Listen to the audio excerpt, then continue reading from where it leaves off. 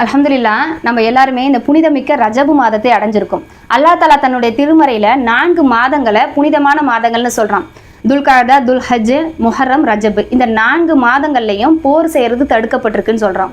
இப்போ நம்ம யாருமே போர் செஞ்சுக்கிட்டு இருக்கிறது இல்லை. அதனால நம்ம செய்யற பாவங்களான பொய் பேசுறது, புறம் பேசுறது, அவதூறு சொல்றது, திருடுறது, இந்த மாதிரியான பாவங்களை நம்ம தவிர்த்துக்கிறது இந்த மாதத்துல மஸ்ட். கண்டிப்பா நம்ம பண்ணியே ஆகணும். ஏன்னா இது மற்ற மாதங்கள்லயும் இது பண்ணக்கூடாத பாவங்கள் தான். ஆனா இந்த மாதத்துல பண்ணக்கூடிய ஒவ்வொரு பாவங்களுக்கும் வெயிட் ரொம்ப ஜாஸ்தி அப்படிங்கிறத நம்ம புரிஞ்சுக்கணும். சரிங்களா? ஏன்னா இது புனிதமான மாதங்கள்.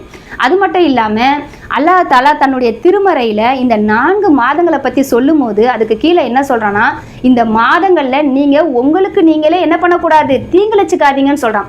அப்போ நம்ம ஆன்மாக்கு நம்ம தீங்கிழைச்சிக்க கூடாது, அனிதம் இழைக்க கூடாதுன்னு அப்போ அல்லாஹ் தஆலா ஏன் சொல்றான்?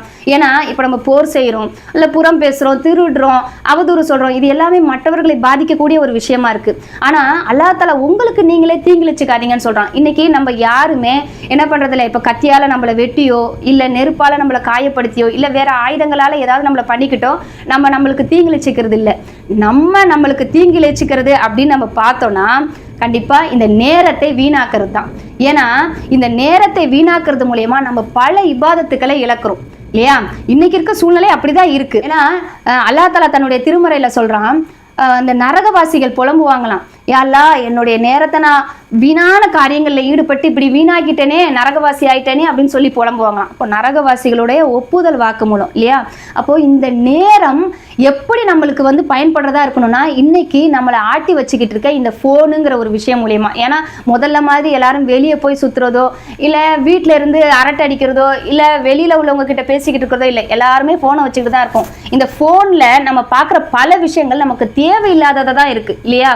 பல பேர்களுடைய வாழ்க்கையையும் தேவையில்லாத பேச்சுக்களையும் தேவையில்லாத விஷயங்களையும் பார்க்குறோம். இதில் எவ்வளோ நல்ல விஷயங்களை நம்ம கற்றுக்க முடியும். ஸோ இந்த ஃபோனை நம்ம என்ன பண்ணணும்னா சுத்தமாக்கணும். ஏன்னா இந்த ஃபோனில் தேவையில்லாத விஷயங்கள் என்னென்ன இருக்கோ அதை எல்லாத்தையுமே நம்ம டோன்ட் ரெக்கமெண்டட் சேனலில் கொடுக்கணும், அன்சப்ஸ்கிரைப் பண்ணணும். பண்ணுறது மூலயமா இந்த ஃபோனை தூய்மையாக்குறது மூலயமா நம்ம இந்த ரஜபு மாதத்தோடைய நன்மையை முழுமையாக அடையலாம். ஏன்னா இது ரஜபு மாதத்தோட முடியல, இது அப்படியே ஷாபான் மாதமும் தொடரும். இது தொடர்ந்து நம்ம ரமலானுடைய முழுமையான நன்மையை அடைய முடியும் அல்ஹம்துலில்லாஹ். அது மட்டும் இல்லாமல் இதுவே நம்மளுக்கு பழக்கமாகவும் ஆயிடும் இன்ஷா அல்லாஹ்.